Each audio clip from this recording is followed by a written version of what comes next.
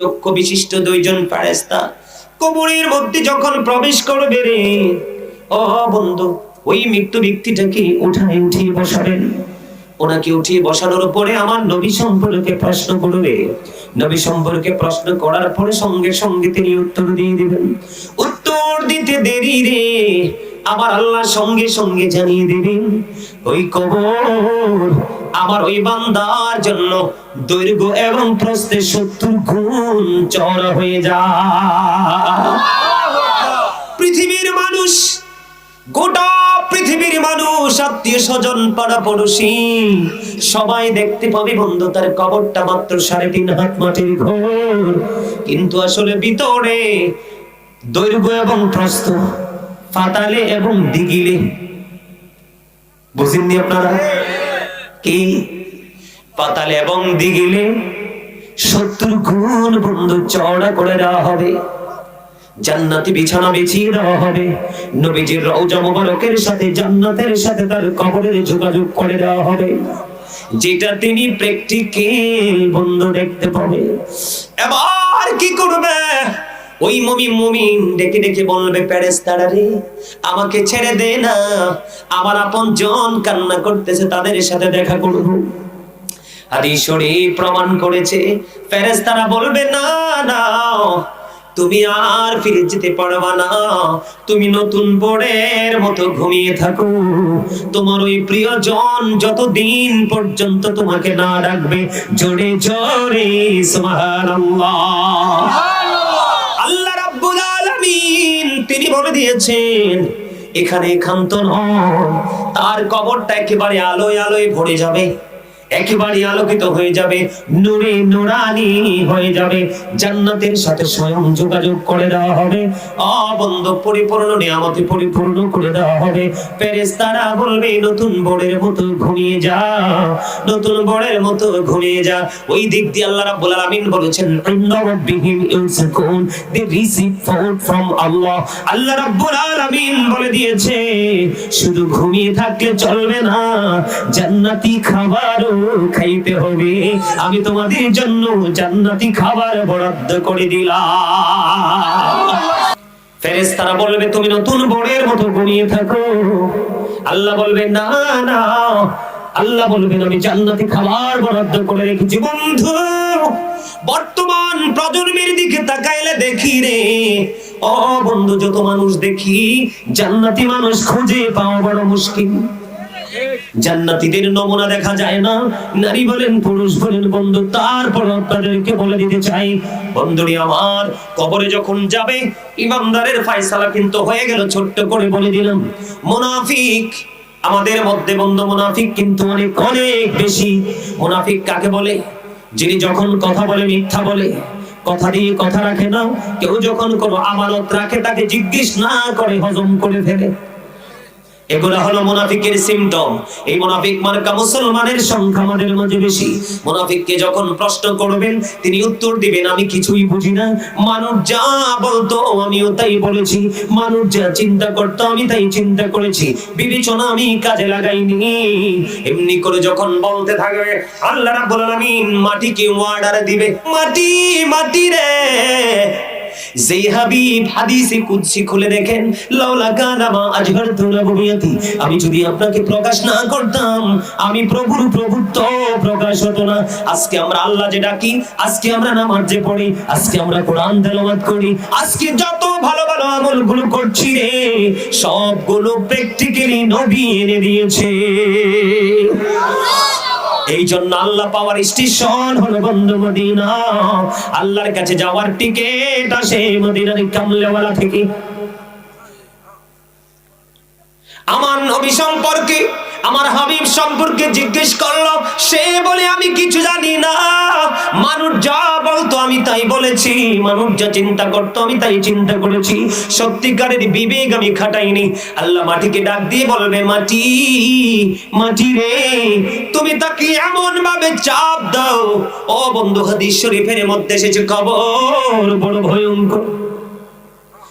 মাটিকে যখন বলবে, মাটি বন্ধু এমন ভাবে তাকে চাপ দিবে, আমি আপনার আমার দিকে তাকান, এই যে দুইটা হাতের মুঠ আমি একদিকে করলাম বন্ধু, এখন যদি একটা হাতের হাড় যদি আরেকটা হাতের মধ্যে ঢুকে যায় কেমন লাগবে? সহ্য করা যাবে? বন্ধু আদম সার বড় মনা, এই গ্রামের আমার ভাই আমার বাবারা আমার মা বোনদেরকে ডেকে ডেকে বলবো, মা গো হৃদয়ে জানা না খুলে তোমরা সবাই শোনো, আজকে ঘুমিও না। ও বন্ধু আল্লাহ রাব্বুল আলামিন মাটিকে অর্ডার দিবে, মাটি একটা চিপ দিবে রে, একটা হাড়ের ভিতর আরেকটা হাড় বন্ধু ঢুকে যাবে, জোরে জোরে নাউজুবিল্লাহ। পৃথিবীর বুকে বন্ধু অসুস্থ হলে ডাক্তারের কাছে নিয়ে যায়, কোনো না কোনো অবস্থা খোঁজে, ওষুধে যদি কাজ না হয় ওপেন হার্ট সার্জারি হয়, ঠিক কিনা বলেন? বা বিভিন্ন সার্জারির মাধ্যমে সমাধান করা হয়। বন্ধু মুমিন হও, মুনাফিক হইও না, অমানুষের সাথে প্রেম করিও না। ও বন্ধু আল্লাহর প্রিয়দের সাথে প্রেমের ডোরি লাগাও, তাহলে তোমার জীবন ধন্য হয়ে যাবে। বন্ধুরি আমার দিকে তাকান, তার হাতের মধ্যে একটা হাড়ের মধ্যে আরেকটা হাড় ঢুকে যাবে, একটা বডির একটা অঙ্গ আরেকটা অঙ্গের মধ্যে ঢুকে যাবে, চিৎকার করতে থাকবে। ওই যে বলেছে আল্লাহ বলেছেন লা ইয়ামুতু, মরতে পারবে না। People will not die that day, সেদিন মানুষ মরতে পারবে না। ফিহা ওয়ালা ইয়াহইয়া, people will not be able to live that day, সেদিন মানুষ বাঁচতেও পারবে না। ওমা হুম আনহা বিগাইবিন, people will not be able to escape that day, সেদিন মানুষ সেখান থেকে পালাতেও পারবে না।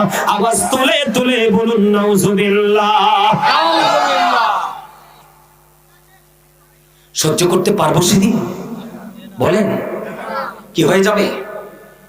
এক একটা হাড় এক একটা হাড়ের মধ্যে ঢুকে যাবে, এটা কন্টিনিউ এই সাজাটা বহাল থাকবে।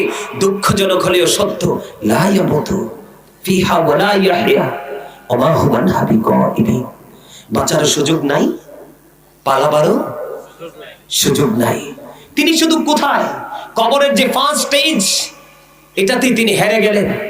এই কারণে বন্ধু ইসলামের তৃতীয় খলিফা হযরত উসমান জিন নূরাইন রাদিয়াল্লাহু তাআলা আনহু, রাসূলের দুই কন্যার অধিকারী তিনি হয়েছিলেন, এই জন্য তাকে দুই নূরের অধিকারী বলা হতো। বন্ধু হযরত উসমান রাদিয়াল্লাহু তাআলা আনহু কবরের কিনারায় যখন যাইতো রে, তাহলে ওনার দুই চোখ দিয়ে বন্ধু ঝর্ণার মতো পানি প্রবাহিত হতো।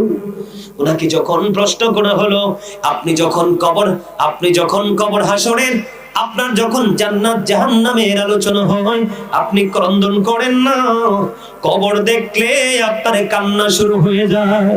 কেন গো আপনি এত কাঁদেন?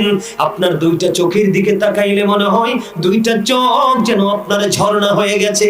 কেন গো? আপনি তো বিশিষ্ট চারজন খলিফার মধ্যে একজন, কেন গো আপনি কবর দেখলে এত কাঁদেন?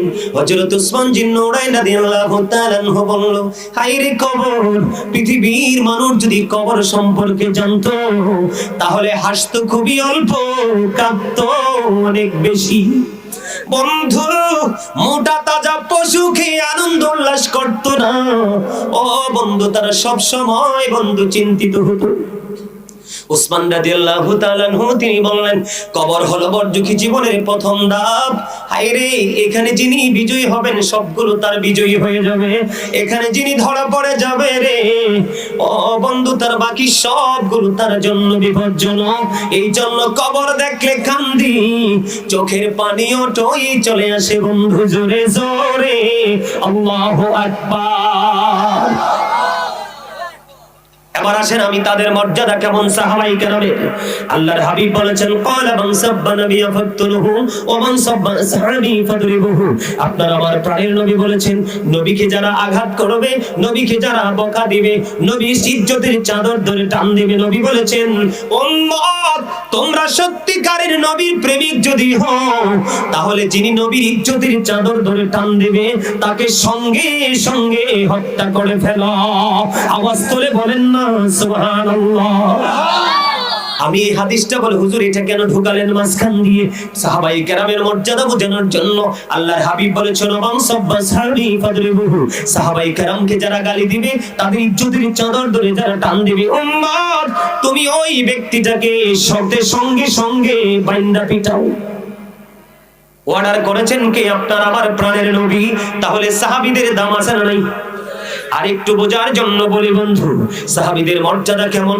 সাহাবীদের ঘোড়ার খুরার নিচের 3 আঙ্গুলের এক চিমটি মাটি যদি একটা পাল্লায় বন্ধু তুলে দেওয়া হয়, গাউসে পাক থেকে গোটা পৃথিবীর বুকে যত আল্লাহর ওলি পয়দা হবে রে, সবগুলো আল্লাহর ওলিকে যদি একটা পাল্লায় তুলে দেওয়া হয়, সাহাবীদের ঘোড়ার খুরার পায়ের নিচে 3 আঙ্গুলের এক চিমটি মাটির ওজন ভারী হয়ে যাবে। এত মর্যাদা যাদের, জান্নাত নিশ্চিত। ওই সাহাবী বন্ধু যদি কবর দেখলে বন্ধু এমনি কান্দে রে, আপনার আমার জীবনে অপরাধের শেষ নেই। কথা বলেন না কেন? খাবার খাইতে গেলে হারাম, কথা বলতে গেলে মিথ্যা, উপার্জন করতে গেলে কিভাবে উল্টা পথে আনা যায়। কবরের চিন্তা, চলে যাওয়ার চিন্তা কারো সিনাই নাই বন্ধু। কবর বড় ভয়ঙ্কর, অত্যন্ত ভয়ঙ্কর কবর। এর বিপদের কথা বলে আমি শেষ করতে পারবো না। এর যুবক, তোমরা আজকে বেঈমান কাফির মুশরিকদেরকে ফলো করে জীবন চালাও রে। তোমরা জানো না বেঈমান কাফিরদেরকে, তাদেরকে কাউকে বসাইয়া রাখা হয়, কাউকে আবার পুড়িয়ে বন্ধু বায়ুর সাথে উড়িয়ে দেওয়া হয়। কিন্তু মূলত তারা জানে না মানুষের বডি তো আসল না। এদের কবরের মধ্যে ফার্স্ট স্টেজ 99টা সাপ দেওয়া হবে, কন্টিনিউ শুধু সবল মারতে থাকবে। একটা সাপ যদি পৃথিবীর দিকে নিঃশ্বাস ফেলে, একটা সাপ যদি পৃথিবীর দিকে নিঃশ্বাস ফেলায় রে, কিয়ামত পর্যন্ত এই জমিনে কারো কোনো ক্ষমতা নাই কোনো ফসল উৎপাদন করবে। এত ভয়ঙ্কর হবে কাফেরের অবস্থা। মুনাফিকদের আর একটার মধ্যে আর একটা ঢুকে যাবে। এখানে শুধু ক্ষান্ত নয়, আল্লাহ কোরআনে বলেছেন, ইন্নাল মুনাফিকিনা ফিদ দারকিল আসফালি মিনান নার। আল্লাহ কোরআনে বলেছেন, দা hypocrites will be in the lowest place of hell. মুনাফিকরা জাহান্নামের একেবারে সর্বনিম্ন জায়গায় থাকবে। হাদিস শরীফের মধ্যে এসেছে, আমার দিকে তাকান, আল্লাহর হাবিব বলেছেন, believers love the prophet, ঈমানদাররা আমি নবীকে ভালোবাসবে।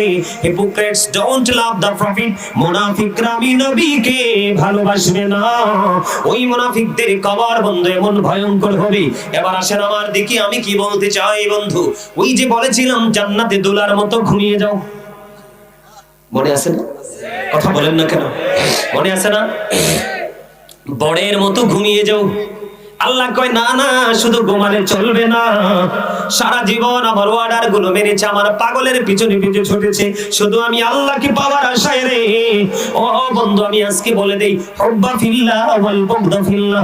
ভালোবাসবেন কাউকে আল্লাহকে খুশি করার জন্য, আবার ঘৃণাও করবেন কাউকে আল্লাহকে খুশি করার জন্য। বুঝেন নাই কথা? তো সুবহানাল্লাহ বললেন না কেন? কি বলছি বুঝতে পারছেন? মানে কোন কোন কি হয়, খুশি হয়, আবার কোন কোন মানুষকে ভালোবাসলে আল্লাহ খুশি হয়। ঠিক না ঠিক?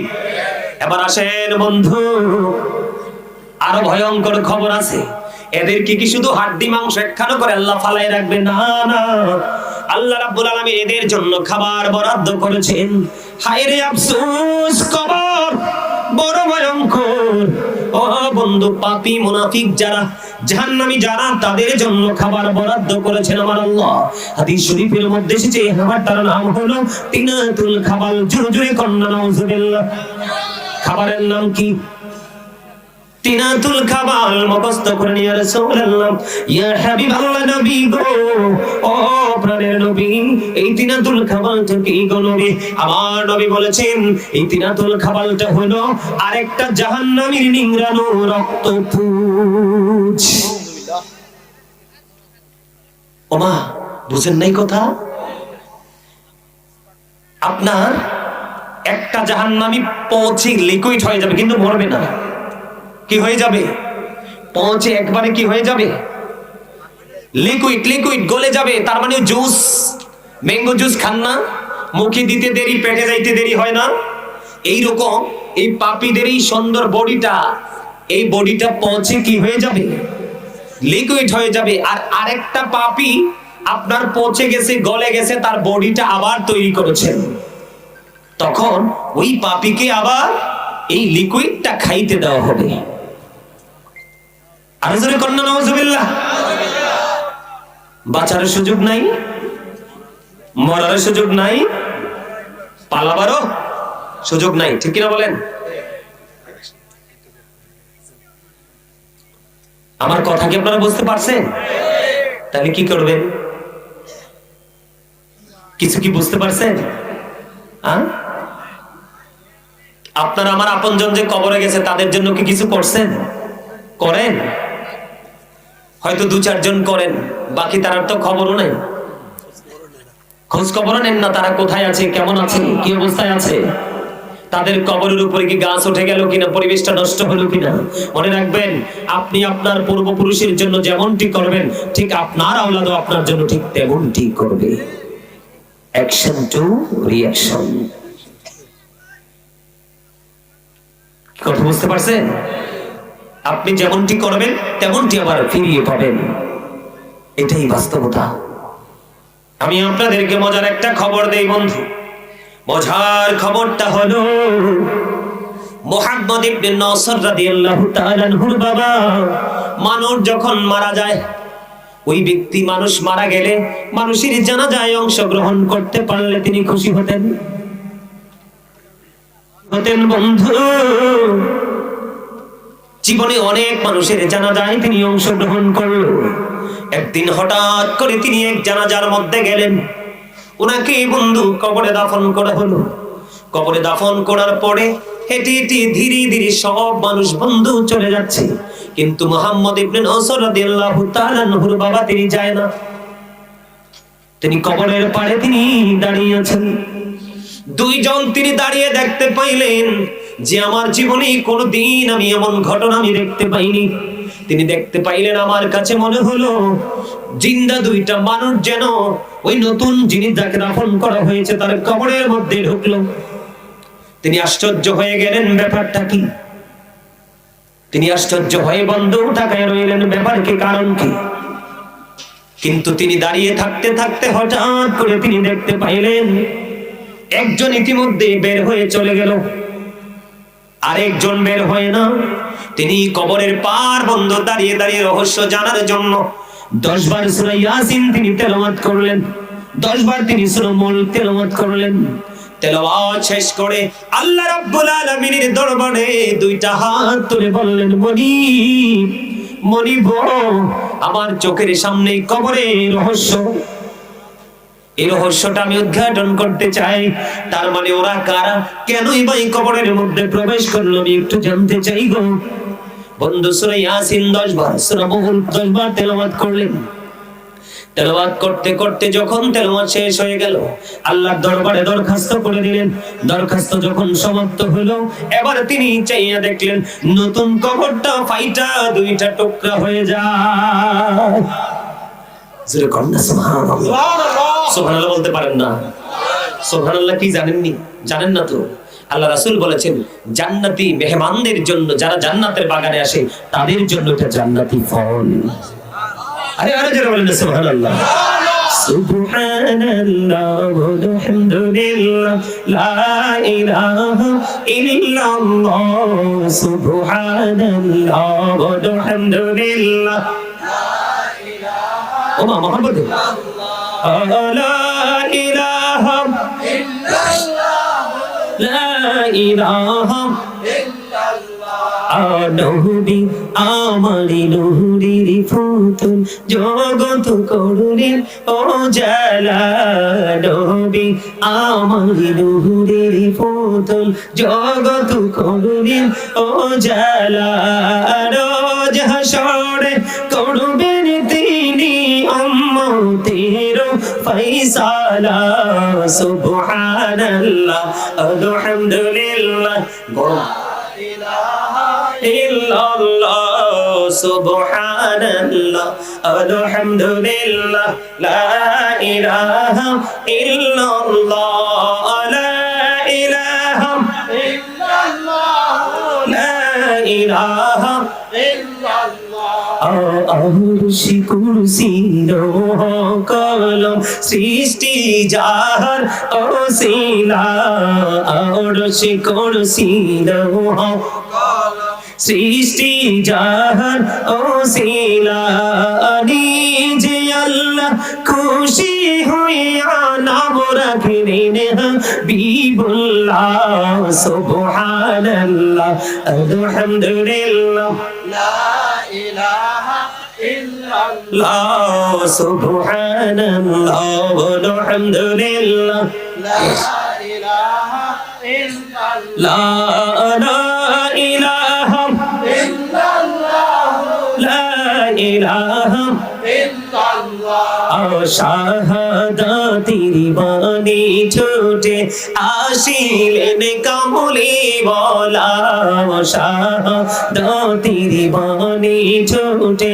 আসিলেন কামলি ওয়ালা মোগাদেব টিল রবি নূরে নিন্নু রিয়ালা সুবহানাল্লাহ আলহামদুলিল্লাহ লা ইলাহা ইল্লাল্লাহ সুবহানাল্লাহ আলহামদুলিল্লাহ লা ইলাহা ইল্লাল্লাহ লা ইলাহা ইল্লাল্লাহ লা ইলাহা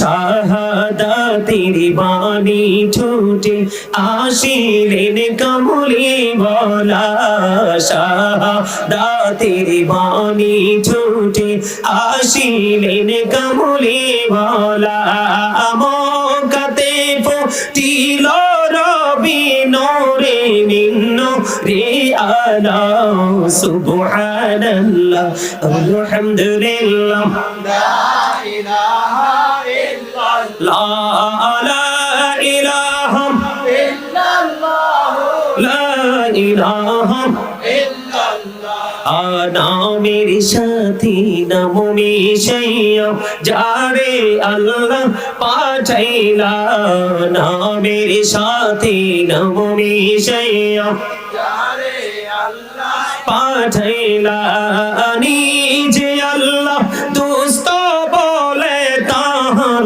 প্রেমে মজিলা সুবহানাল্লাহ আলহামদুলিল্লাহ লা ইলাহা ইল্লাল্লাহ লা ইলাহা ইল্লাল্লাহ মুহাম্মাদুর রাসূলুল্লাহ সাল্লাল্লাহু আলাইহি ওয়াসাল্লাম নবীজির নাম মোবারক নিয়ে বৃদ্ধাঙ্গুলি চুমি খাবেন হাদিস শরীফের মধ্যে এসেছে আল্লাহ রাসূল কিয়ামতের দিন রাসূল প্রেমিকদেরকে নিজে হাতে ধরে ধরে জান্নাতে নিয়ে যাবেন সুবহানাল্লাহ বলেন আরে জোরে সুবহানাল্লাহ আপনি নবীকে ভালোবেসে যা করবেন সব কাজে লাগবে আপনারা তো জিকির করতে পারেন নাই ওই যে বলছি ইউ আর ভেরি উইক দুর্বল অত্যন্ত দুর্বল আপনারা আমি আপনাদেরকে বলি এদিকে তাকান আপনাদেরকে আমাকে জবানটা দিছে আল্লাহ চা কফি বুট বাদাম চা দোকানে চৌরাস্তায় দাঁড়িয়ে দাঁড়িয়ে মানুষের বদনাম অপ্রাসঙ্গিক অগ্রহণযোগ্য কথা বলার জন্য নয় আল্লাহ রাব্বুল আলামিন আপনাকে আমাকে জবান দিয়েছেন আল্লাহ বলেছেন ফাযকুরুনি আযকুরুকুম আল্লাহ বলেছেন remember me then I will remember you তোমরা আমাকে স্মরণ করো আমি তোমাদেরকে স্মরণ করব তার মানে আল্লাহ আপনাকে আমাকে জবান দিয়েছেন আল্লাহর জিকির করার জন্য আপনি যখন আল্লাহর জিকির করবেন আল্লাহ নিজেও আপনার জিকির করবে সুবহানাল্লাহ আল্লাহ নিজে কথা দিয়েছে আমি নি আল্লাহ বলেছেন ইয়া আইয়ুহাল্লাযীনা আমানু যিকুরুল্লাহা যিকরান কাসীরা ওয়াসাব্বিহুহু বুকরাতান ওয়াসীলা আল্লাহ বলেছেন ঈমানদারগণ তোমরা বেশি বেশি করে আল্লাহর জিকির করো সকাল থেকে সন্ধ্যা আল্লাহর পবিত্রতা ঘোষণা করো কেমন করে করব আল্লাহ বলেছেন আল্লাহ বলেছেন কইতেন নি হ্যাঁ কইতেন ফাযকুরুল্লাহা কিয়ামান দাঁড়িয়ে জিকির করো কুউদা বসে জিকির করো ওয়ালা যুনুবিকুম শুয়ে শুয়ে জিকির করো তারপরে জিকির বন্ধ করা যাবে না কারণ জিকির হলো জিকির করা ফরজ আপনি কি মনে করছে আল্লাহ কয় বান্দা তুমি জিকির করে করে আমার দিকে হেঁটে হেঁটে আসো আমি তোমার দিকে দৌড়ে আসি আপনারা তো মজা বুঝেন না, এই কারণে শুরুতে বলছিলাম লবণ না দিলে স্বাদ হয় না, স্বাদ না হইলে খাওয়া যায় না। ঠিক তেমনি আল্লাহ রাসূলের প্রেমিক হওয়া লাগবে আগে। আপনি যতক্ষণ প্রেম করতে না পারবেন ততক্ষণ আপনার কাছে আমলটা মজা লাগবে না, আর যতক্ষণ মজা না লাগবে ততক্ষণ আমল করতে মনটাও চাইবে না। বুঝে নিতে হবে, ক্লাস ভালো টিচার থেকে ক্লাস করবেন। একটি দক্ষ এক্সপেরিয়েন্স ম্যান হিসেবে যে টিচারটা বিবেচিত হয়েছে, অনেক গবেষণার পরে ওই সমস্ত টিচার থেকে টিচিং নেবেন, তাহলে কোনোদিন পথভ্রষ্ট হবেন না। কথা কি আমার বুঝে আসে? এই যেগুলো বলছি এগুলো মেনে চলবেন। ওই যে বলতে লাগিয়া জিকিরে চলে গেছি, কেন জানেন? কারণ আমি সুবহানাল্লাহ জিকিরটাকে সবচেয়ে বেশি পছন্দ করি, আর গোটা পৃথিবীর বুকে আমার জিকির সবগুলো জিকিরই পছন্দ মানুষের। এর মধ্যে একটু আগে যে জিকিরটা করেছি এটা গোটা পৃথিবীর হৃদয় ছুঁয়েছে। আমেরিকা থেকে আমার একজন ভালোবাসার মানুষ, তিনি বলেছেন, ইনি বৃদ্ধ হয়ে গেছেন, তিনি বলেছেন আমার জীবনে সুবহানাল্লাহ জিকির কতবার শুনেছি, কিন্তু গাজী সুলাইমান আল কাদরির সুবহানাল্লাহ জিকিরের মতো তো মিষ্টি জিকির জীবনে কারো মুখ থেকে শুনতে পাইনি। আলহামদুলিল্লাহ বলেন। কারণ এটা আমার জবানের কারণে মিষ্টি হয় নাই, আমার নবীজি বলেছেন এটা জান্নাতের ফল, এই জন্য আমি বেশি বেশি খাই, এই জন্য আমার কাছে বেশি ভালো লাগে। হযরত ওয়াইদুল্লাহ রাদিয়াল্লাহু তাআলা আনহু প্রশ্ন করলেন, ইয়া রাসূলুল্লাহ সুবহানাল্লাহর মানে কি? তখন আমার নবীজি বললেন, সুবহানাল্লাহর মানে জানতে চাও, এই মিনিংটা নিতে চাও? ইয়া রাসূলুল্লাহ জানতে চাই। নবীজি বলেছেন পৃথিবী এবং পৃথিবীর মধ্যে যা কিছু আছে সব কিছুর চাইতে যাহা পবিত্র তাহাই হলো সুবহানাল্লাহ। তিনি কে?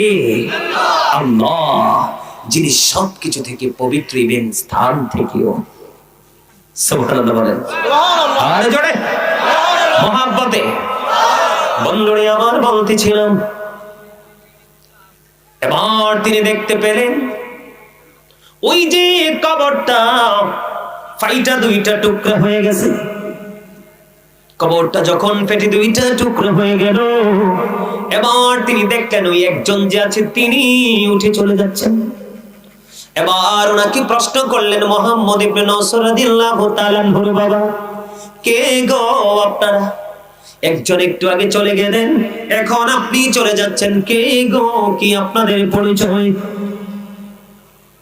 বলার পরে ওই যিনি চলে যাচ্ছেন উনি বললেন, আমরা পৃথিবীর কোনো মানুষ নই, আমরা হলাম আল্লাহর রহমতের ফেরেশতা। কেন গো, কেন গো এই কবরের মধ্যে আপনারা প্রবেশ করেছেন? কয়েকজন অনেক আগেই চলে গেছে, আর আমি এখনো পর্যন্ত কবরে অবস্থান করতেছি, কেন গো, কেন গো? এবার তিনি উত্তর দিয়ে দিলেন, যিনি আজকে কবরের মধ্যে প্রবেশ করেছেন উনি আল্লাহর প্রিয় মাহবুব বান্দা। আমরা এসেছি স্পেশাল ভাবে, আল্লাহ রাব্বুল আলামিন আমাদেরকে পাঠিয়েছেন। আল্লাহর প্রিয় বান্দা যদি ওই ফেরেশতাদের প্রশ্নের জবাব যদি দিতে না পারে, আল্লাহ বলেছেন আমার প্রিয়কে তোমরা নিজেই প্রশ্নের উত্তর শিখাইয়া দিও।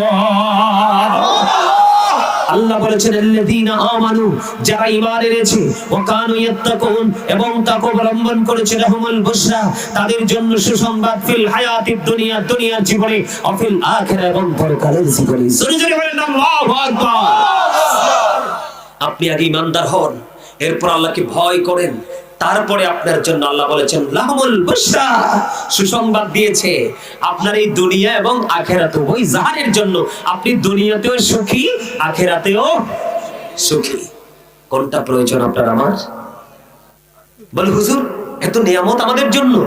হ্যাঁ, কারণ আল্লাহ রাব্বুল আলামিন বলেছেন কোরআন শরীফের 30 পারা সূরা ইনফিতারে, আল্লাহ বলেছেন ফি আই সূরাতিন মা শাআ রাক্কাবাক। আল্লাহ ক্রিয়েটেড দ্য মাইন্ড।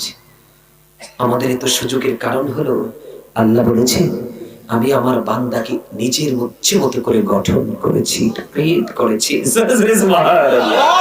মানে আমাদেরকে আল্লাহ রাব্বুল আলামিন নিজের মন মতো করে কি করেছেন? তৈরি করেছেন। সুবহানাল্লাহ। যেটাকে ইংলিশে বলা হয় বিউটিফুল শেপ। গঠন প্রণালী অত্যন্ত সুন্দর। আল্লাহ কি এখানেই বাস ক্ষান্ত করে দিয়েছেন? না, সূরা 3-এ ঢুকেন। লাকাদ খালাকনাল ইনসানা ফি আহসানি তাকওয়িম।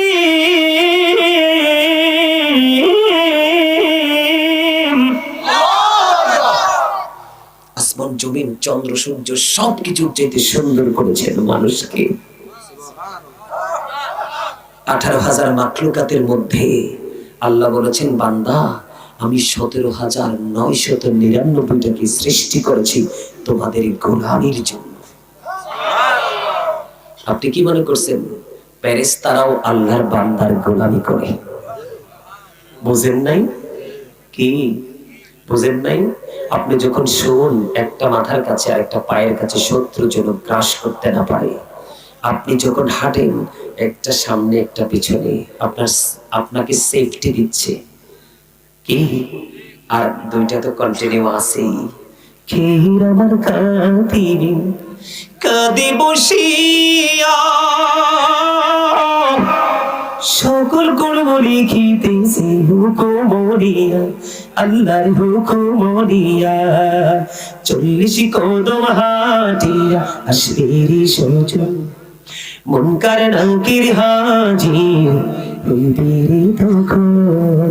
ঘুমটা খুলিয়া সওয়াল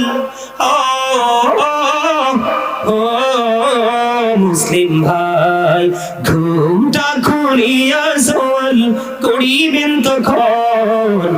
40 কদম হাঁটিয়া আসবে রে সজন, কি সওয়ালের কি জবাব হইতে যে পারে।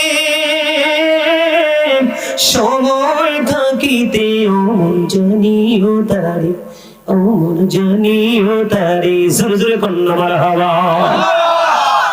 কথাগুলো কি ঠিক না? আপনার আমার জীবনে আসবে এই দিনটা, এই মুহূর্তটা। সেদিন দুটো চোখ খাটার পরে একেবারে অসহায় হয়ে যাবে। সময় কত রে হয়েছে? মা অনেক সময় তো হয়ে গেছে, আমার স্টেজ থেকে নামনের টাইম হয়ে গেছে। মিলাদ করবো কোন সময়, কিয়াম করবো কোন সময়, মুনাজাত দিব কোন সময়?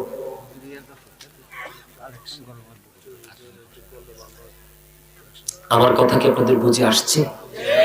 কবরের কথা কি একটু চিন্তা করবেন? করবেন? আমি আপনাদেরকে একবারে সহজ একটা রাস্তা দেখিয়ে দেই, চিরকালের জন্য আপনি পৌত পবিত্র হয়ে যাবেন। বলবো? সম্মানিত উপস্থিতি, এখন কি প্রচন্ড ঠান্ডা না? অনেক বেশি শীত। বাংলাদেশ ইউরোপের মতো হয়ে যাচ্ছে দিন দিন। আমার দিকে তাকান। হযরতে আবু যর রাদিয়াল্লাহু তাআলা আনহু থেকে হাদিস খানা বর্ণিত, আমার নবী শীতের দিনে বের হলো। বের হওয়ার পরে তিনি তাকিয়ে দেখলেন গাছের পাতাগুলো ঝরে ঝরে পড়ে যায়। তখন আমার নবীজি গাছের ডালাটা স্পর্শ করলেন, করে আবু যরকে ডাক দিলেন। আবু যর উত্তর দিলেন, লাব্বাইকা ইয়া রাসূলুল্লাহ, আমি হাজির।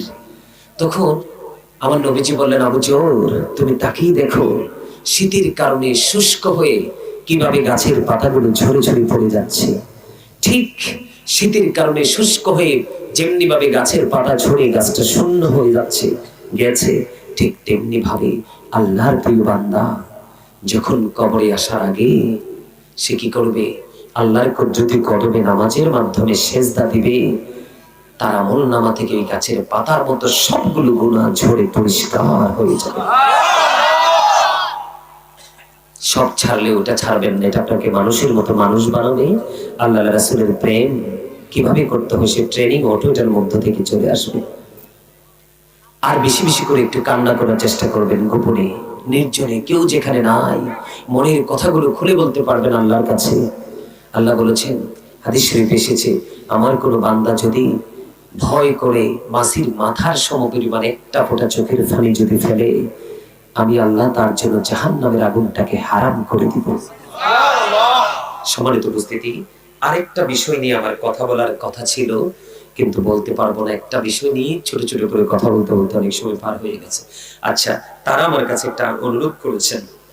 সে অনুরোধটা হলো, আপনারা কি আবদারটা একটু রাখবেন? আমি আপনাদেরকে প্রেসার দিব না, এত কষ্ট করে এতক্ষণ আলোচনা শুনেছেন, জাস্ট 10টা মিনিট। ওরা মাহফিলের জন্য আগামী বছর মাহফিলের জন্য আপনাদের কাছে একটু সাহায্য চাইতেছেন ওনারা। আপনারা কি একটু সাহায্য করবেন? যার যার জায়গা থেকে, এখানে কোনো প্রেসার নাই। এই মাহফিলের মাধ্যমে কিন্তু ইসলামকে জিন্দা রাখবো আমরা। কিসের মাধ্যমে? মাহফিলের মাধ্যমে ইসলাম জিন্দা থাকবে, কায়েম থাকবে। আমার দিকে তাকান, কোরআন শরীফটা তো দিয়ে দিলাম, কারণ আমি বসছি উপরে, কোরআন শরীফটা নিচে, এই জন্য আমি কোরআন শরীফটা দিয়ে দিয়েছি। কোরআন শরীফের শুরুতে আল্লাহ কি বলেছে জানেন? সূরা বাকারাতে, আল্লাযীনা ইউমিনুনা বিল গায়বি ওয়া ইউকিমুনাস সালাতা ওয়া মিম্মা রাযাকনাহুম ইউনফিকুন। ঈমানদার ওরাই। কারা? আল্লাহ। ঈমানদার কারা? আল্লাহ বলেছেন সাবধানী ওরাই। আল্লাহ গো কারা সাবধানী? আল্লাহ বলেছেন যারা অদৃশ্যে বিশ্বাস করে। তার মানে গায়েবকে আপনারা বিশ্বাস করেন না? যেমন আমরা তো নবীকে দেখিনি, নবী আমাদের জন্য গায়েব, আমরা কি এটা বিশ্বাস করি না? নবী যে মেরাজে গেছেন এটা তো আমরা দেখিনি, এটা আমাদের জন্য গায়েব। কথা বলেন না কেন? আমরা কি এগুলো বিশ্বাস করি না? কোরআন যে এসেছিলেন সেই সময়টা, সেটা আমাদের জন্য গায়েব, আমরা এটা বিশ্বাস করি। আল্লাহ বলেছেন যারা গায়েব। 3 নম্বরে বলেছেন অমিম্মা রাযাকনাহুম ইউনফিকুন, আমি যে সম্পদ দিয়েছি তা থেকে যারা দান করে। তার মানে আপনি আমি 100% ইমানদার হতে হলে আপনাকে আমাকে সময় বুঝে বুঝে একটু দানও করতে হবে। কারণ দানটা এই জন্য করবেন, আমার দিকে তাকান, আপনারা দান করেন বা না করেন আপনারা যাওয়ার কোনো, আমি মনে করি, যৌক্তিকতা নেই। অনেক লম্বা সময় শীতের মধ্যে আলোচনা শুনেছেন, আপনারা যদি না দেন আমি মুনাজাত দিয়ে দিব, আপনাদেরকে নিয়ে চলে যাব। তবে একটা কথা বলি, ছোট্ট একটা হাদিস বুখারী এবং মুসলিম শরীফ এসেছে, আব্দুল্লাহ ইবনে মাসউদ রাদিয়াল্লাহু তাআলা আনহু থেকে হাদিসখানা বর্ণিত। আমার নবীজি, আজকে আমি আপনাদের সামনে অনেক কথা বলছি না, আমার নবীজি সাহাবাইদেরকে বলতেছেন, তোমাদের মধ্যে এমন কি কেউ আছো যে নিজের সম্পদের চাইতে ওয়ারিসের সম্পদ পছন্দ করো? সাহাবায়ে কেরাম বলেন, না ইয়া রাসূলুল্লাহ, আমাদের মধ্যে এমন কেউ নেই যে নিজের সম্পদের চাইতে ওয়ারিসের সম্পদ বেশি পছন্দ করে। তখন আমার নবীজি পুনরায় আবার বলতেছেন যে ইন্তেকাল করার আগে তোমরা যা আল্লাহর সন্তুষ্টির জন্য খরচ করে যাবে এগুলোই হলো তোমার সম্পদ, আর যা তুমি পৃথিবীতে রেখে যাবে এগুলো তোমার সন্তান সন্ততি আওলাদ ভোগ করে খাবে, এগুলোতে তুমি মরার পরে আয়সা ভাগ বসাতে পারবা না।